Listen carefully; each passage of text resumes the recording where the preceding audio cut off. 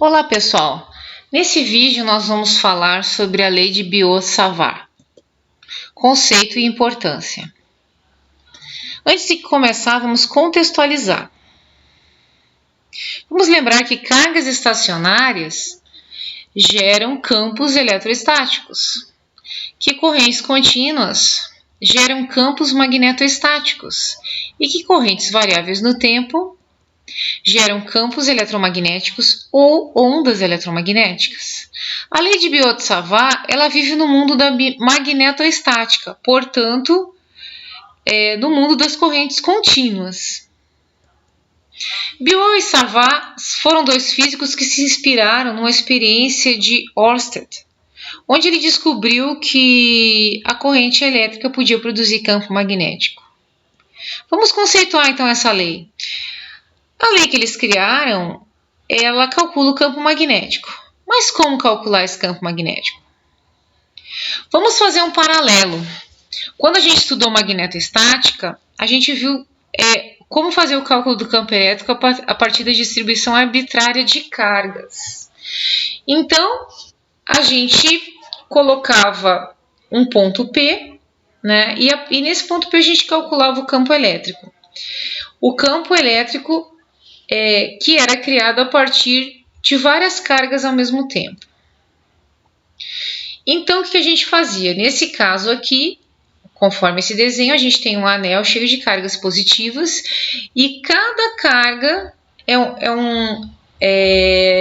a gente divide, né?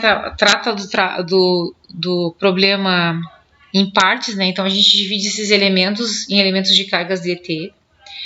A gente aplica a lei de Coulomb, né, que a gente já viu em outra oportunidade, e calcula o elemento infinitesimal para o campo, né, de cada elemento desse de carga que foi verificado. E no final a gente soma essas contribuições desses elementos infinitesimais de campo, ou melhor, integra-se essas contribuições. E aí assim a gente obtém o campo. Na lei de Biot-Savart, a gente faz um processo análogo para fazer esse cálculo de campo magnético.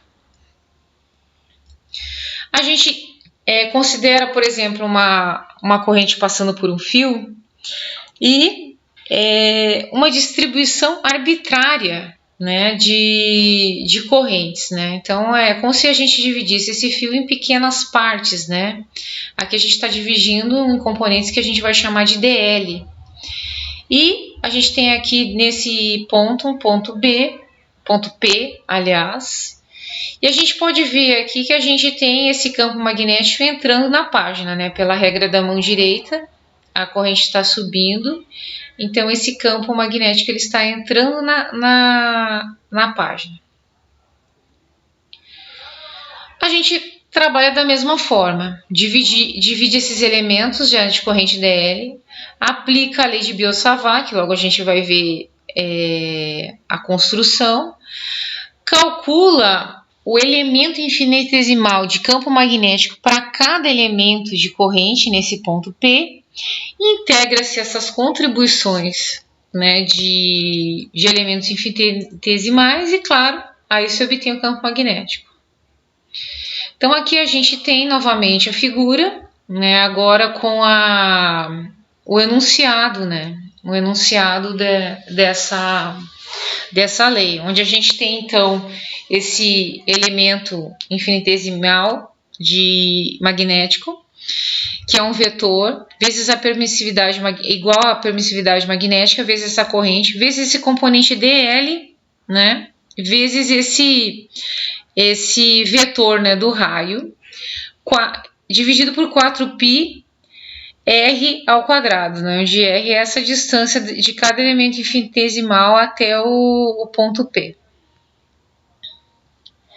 A gente vai fazer essa integração, né, desses elementos que estão aqui em cima, depois que a gente calcular a distância, né, a distância e o elemento de cada um. Então, a gente vai integrar esses elementos infinitesimais de campo e vai ter o campo magnético. Aqui a próxima parte, né, do cálculo. onde a gente coloca as constantes permissividade e quadrupi para fora e só conserva os vetores e o que realmente vai variar na equação dentro da integral. E aí a gente tem então esse campo, né? Esse campo magnético que é igual a permissividade magnética vezes a corrente dividido por 2πr.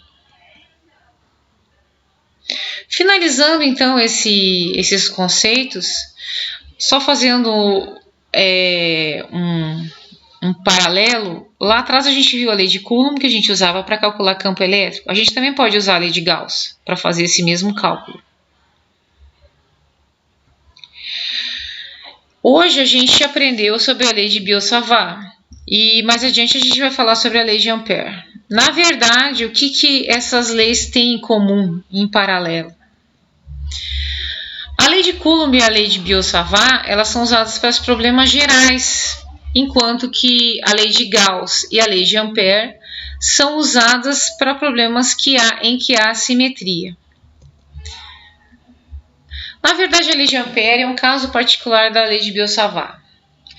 Bom, eu espero que esse vídeo tenha ajudado a elucidar alguns conceitos e entender um pouco como se realiza o cálculo de campo magnético. Muito obrigada e até a próxima.